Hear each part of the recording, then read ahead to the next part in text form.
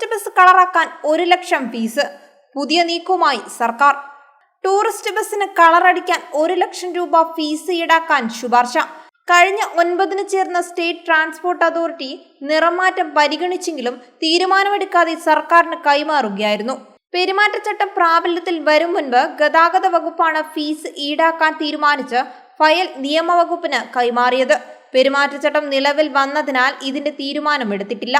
2022 ഒക്ടോബറിൽ 9 ജീവനുകൾ നഷ്ടമായ വടക്കാഞ്ചേരി ബസ് അപകടത്തെ തുടർന്നാണ് ടൂറിസ്റ്റ് ബസ്സുകൾക്ക് വെള്ള നിറം നിർബന്ധമാക്കിയത്.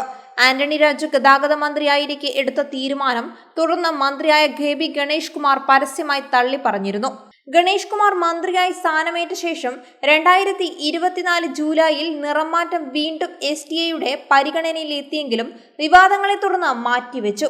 ഇതാണ് 2ാം പിണറായി സർക്കാരിന്റെ അവസാനത്തെ STA യോഗം പരിഗണിച്ചത്. അംഗങ്ങൾ നിറമാറ്റത്തിൽ ഏകാഭിപ്രായത്തിൽ എത്താനാകാത്തതിനെ തുടർന്നാണ് സർക്കാരിന് ഫയൽ തിരികെ കൈമാറിയത്. ഇതിനിടെ ഫീസ് ഈടാക്കണമെന്ന നിർദ്ദേശവും ഇടം പിടിച്ചു. മറ്റു ഡ്രൈവർമാരുടെ ശ്രദ്ധ തിരിക്കും വിധമുള്ള ചിത്രങ്ങളും വർണ്ണങ്ങളും ടൂറിസ്റ്റ് ബസ്സുകളിൽ പതിക്കുന്നതിനെ 2019 ഹൈക്കോടതി വിലക്കിയിരുന്നു.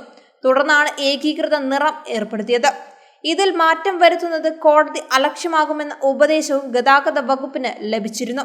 ഫീസ് ഈടാക്കി നിറമാറ്റം അനുവദിക്കാനുള്ള നീക്കത്തെ ഒരു വിഭാഗം ബസ്സുടമകളും എതിർക്കുന്നുണ്ട്.